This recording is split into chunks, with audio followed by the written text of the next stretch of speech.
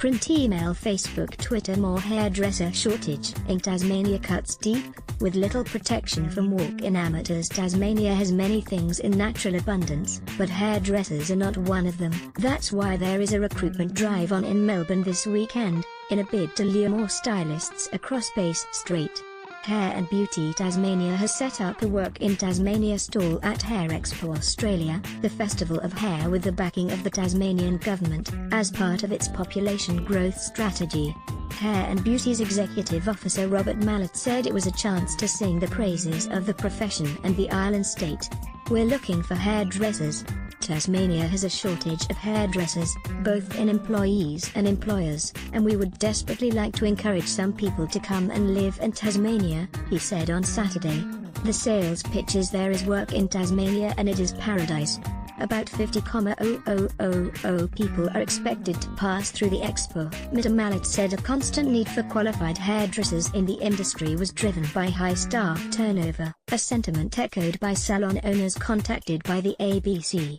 But those in the industry also warned of a downward spiral in the industry and much deeper problems, including a lack of financial incentives for taking on trainees, and a complete lack of industry regulation. Kieran Harrison, owner of hair salon Coco Hair Design, said there was nothing to stop people coming off the street and claiming they're a hairdresser and claiming to have a certificate in hairdressing. Legally, they're not required to produce one and they're not legally required to have one in the salon, he said. It's the backyard ones that aren't regulated, that are dodging taxes and really undercutting other hair salons that are paying their way. The industry was deregulated in Tasmania and much of Australia years ago, and Mr. Harrison said there were numerous issues that have arisen in the last 5 to 10 years.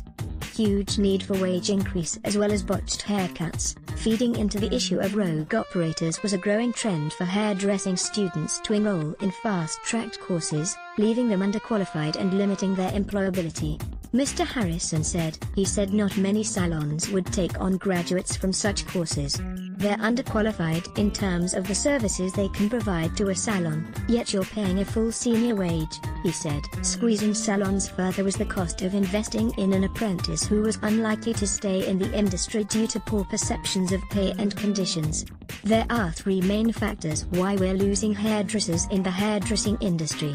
Mr. Harrison said, health and dermatitis is a big factor, shoulder and back issues are another. Third, was the working conditions in the salon environment and the huge need for an increase in wages, he said.